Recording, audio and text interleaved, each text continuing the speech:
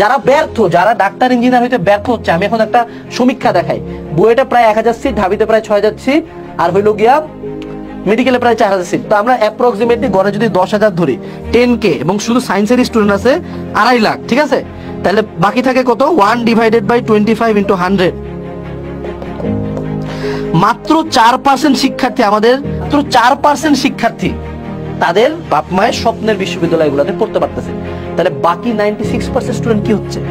এই 96% স্টুডেন্টকে অ্যাডমিশনের পরে স্টিম রোলার, লাঠি, চাকু, জুতা যা আছে সবকিছুতে মারা হয়, অপমান করা হয়।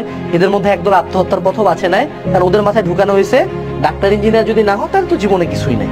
এবং আমরা তো দেখো, সমাজ যদি ন্যারেটিভ প্রচার করে ডাক্তার ইঞ্জিনিয়ার ছাড়া কিছু না, আমাকে তো আমার ব্যবসা চালাইতে হবে। আমি আমার ব্যবসার জন্য বসে, আরে বুয়েট মেডিকেল ছাড়া কিছুই না। বাট আলটিমেটলি অনেক অপশন তো আছে। সমাজ তো শুধু ডাক্তার ইঞ্জিনিয়ার চালা যায়, সমাজে হাজার হাজার জব আছে, হাজার হাজার জব আছে।